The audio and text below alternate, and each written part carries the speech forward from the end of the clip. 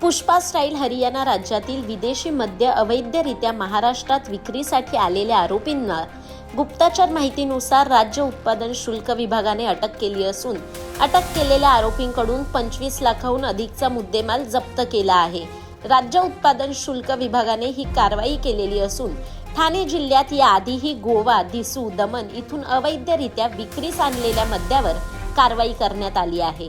अनेक वेळा महाराष्ट्रापेक्षा स्वस्त असणारे महागडे मद्य अवैधरित्या महाराष्ट्रात आणून सर्रास विक्री केली जात असल्याच्या प्रकरणात वाढ झाली होती। यामुळे महाराष्ट्र शासनाच्या महसुलात मोठ्या प्रमाणात फटका बसत असल्याचे उघडकीस आले होते। हाच शासनाचा महसूल बुडू नये यासाठी महाराष्ट्र राज्य उत्पादन शुल्काचे पथक तैनात असून मागील वर्षभरात तब्बल 30,000 बल्क लिटर विदेशी तसेच देशी बनावटीचे मद्य ठाणे राज्य उत्पादन शुल्क विभागाने जप्त केले आहे।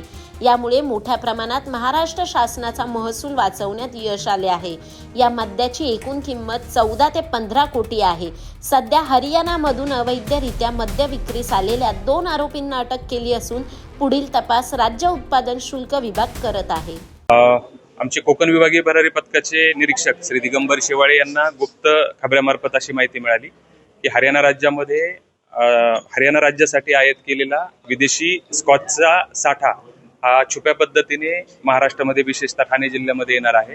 तर त्यांनी पहाटेच्या सुमारास कल्याण बायपास रोड आहे तर तिथे सापळा रचला असता एक संशयित टेम्पोची त्यांनी तपासणी केली। त्या टेम्पोमध्ये बाहेरच्या बाजूला पाण्याचे रिकामे ड्रम आणि आतमध्ये चोर कप्पा बनवून त्याच्यामध्ये जवळपास 53 विविध ब्रँडच्या अगदी त्याच्यामध्ये वेगवेगळ्या ब्रँड आहे स्कॉचच्या। तर असा जवळपास 53 बॉक्सेसचा त्यांना मद्यसाठा आढळून आला आणि त्या टेम्पोमध्ये 2 वाहन चालकासह 2 आरोपींना त्यांनी अटक केली आणि हा मद्यसाठा नेमका कुठे जाणार होता, कोणाकोणाला डिस्ट्रीब्यूट होणार होता त्याचा तपास आमचे निरीक्षक श्री दिगंबर शेवाळे करतायत। एकूण कितीचा मुद्देमाल असेल? हा अंदाज एक वाहनासकट एक 25 लाखाचा मुद्देमाल आहे। जे 2 आरोपी पकडलेले आहेत त्यांच्याकडून काही माहिती मिळाली चौकशी? हो, चौकशी अंती ते निष्पन्न नेमका हा मद्यसाठा कुठे घेऊन जाणार होते आणि ते कोणाकोणाला डिस्ट्रीब्यूट करणार होते ते चौकशी अंती कळणार आहे। हरियाणाची दारू आहे, ही दारू ज्यावेळेस महाराष्ट्रामध्ये येते त्यावेळेस याच्या किमतीमध्ये काही फरक पडतो का किंवा ग्राहकांना देण्यासाठी? आता गेले आपण 5-6 महिन्यापासून पाहत असाल की ठाणे जिल्ह्यामध्ये आम्ही राज्य उत्पादन शुल्क विभागाने मोठ्या प्रमाणावरती गोवा असेल, दीव दमण असेल, दादरा नगर हवेली, हरियाणा अशा राज्यामध्ये एक्साईज ड्युटीचा रेट कमी असल्यामुळे अशा ठिकाणी ही विदेशी मद्य स्वस्त मिळतं, ज्याची किंमत आपल्या राज्यामध्ये महाग असल्यामुळे हे जे काही असे अवैध धंदे करणारे इसम आहेत तर त्यांच्या आर्थिक फायद्यासाठी असे शेजारच्या राज्यामधनं अशा आपल्या राज्यामध्ये मद्य आणत असतात आणि त्याची विक्री करत असतात आणि त्यापासून त्यांना मोठ्या प्रमाणावरती आर्थिक फायदा मिळत असतो। मागील काही महिन्यांपासून अशाच प्रकारच्या कारवाया राज्य उत्पादन शुल्काकडून होत आहेत, त्यामुळे अशा प्रकारे गुन्हे करणाऱ्या जे गुन्हेगार आहेत त्यांना काय इशारा नेमका राज्य उत्पादन शुल्काचा असेल? राज्य उत्पादन शुल्क विभागाने विशेषतः सप्टेंबर महिन्यापासून जवळपास परराज्यातलं मद्य असेल किंवा बनावट मद्य असेल जवळपास 30,000 बल्क लिटर पेक्षा जास्त आम्ही विदेशी आणि देशी मद्य पकडलेला आहे।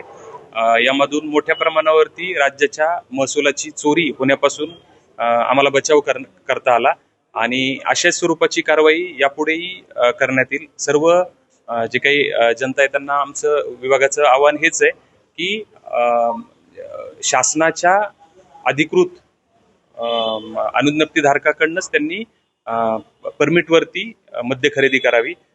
कोणत्याही तिराईत इसमाकडनं किंवा जे ज्यांच्याकडे परवाना नाही या विभागाचा त्यांच्याकडनं अशा स्वरूपाचं मद्य विकत घेऊ नये। सर, आपल्या भरारी पथकाने गेल्या वर्षी असेल यंदाच्या वर्षी कशावरची कामगिरी किती कारवाई करतात? हा, मी आता सांगितलं की सप्टेंबर पासून आमच्या ठाणे जिल्ह्यामध्ये त्याच्यामध्ये सगळ्यांचा समावेश आहे तर जवळपास 30,000 बल्क लिटर परराज्यातलं मद्य बनावट मद्य असं पकडलंय की जे पूर्वी तुलना केली 2023 मध्ये तर ते फक्त एक 300-500 बल्क लिटर एवढं होतं। 300 बल्क लिटर वरनं आम्ही जवळपास ह्या वर्षभरामध्ये 30,000 बल्क लिटर असं बनावट म्हणा किंवा परराज्यातलं मद्य पकडू शकलो।